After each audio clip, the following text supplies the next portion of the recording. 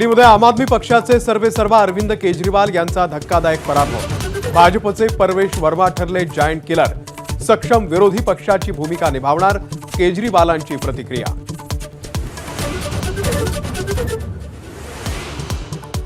दिल्लीचे माजी उपमुख्यमंत्री मनीष सिसोदिया यांचाही पराभव। माजी मुख्यमंत्री आतिशी मात्र विजयी। आपचे अनेक दिग्गज पराभवाच्या छायेत।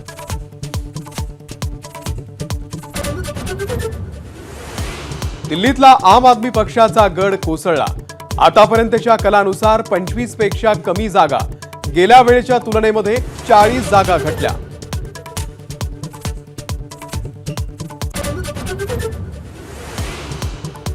विकास आणि सुशासनाचा विजय। पंतप्रधान नरेंद्र मोदींनी मानले दिल्लीकरांचे आभार। आज संध्याकाळी साधणार कार्यकर्त्यांसोबत संवाद।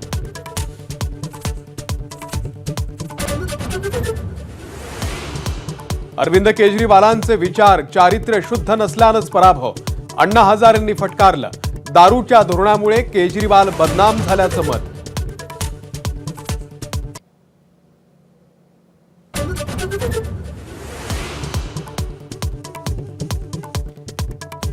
दिल्लीमध्ये भाजपची मुसंडी। आतापर्यंतच्या कलानुसार भाजपला स्पष्ट बहुमत। तब्बल 27 वर्षांनंतर सत्ता स्थापनेची संधी।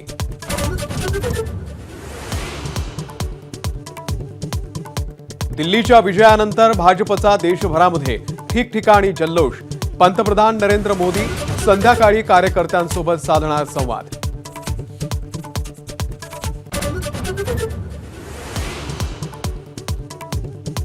भाजपकडून दिल्लीच्या मुख्यमंत्रीपदासाठी हालचाली सुरू। परवेश वर्मा, बांसुरी स्वराज आणि स्मृती इराणी रिंगणामध्ये।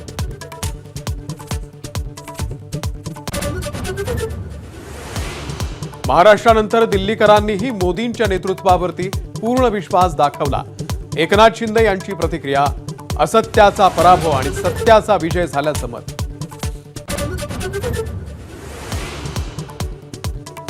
काँग्रेसला दिल्लीकरांनी पुन्हा एकदा नाकारलं। काँग्रेसच्या खात्यात एकही जागा नाही। दिल्लीकरांना आपलंसं करण्यात काँग्रेस नेतृत्वाला अपयश।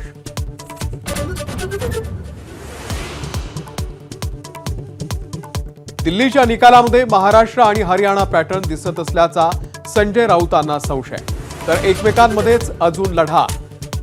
जम्मू काश्मीरचे मुख्यमंत्री ओमर अब्दुल्ला यांच्या इंडिया आघाडीला कानपिचक्या।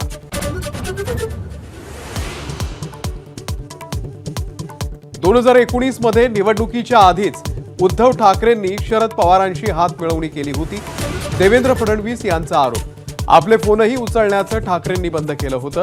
फडणवीसांची माहिती। एबीपी माझा, उघडा डोळे बघा नीट।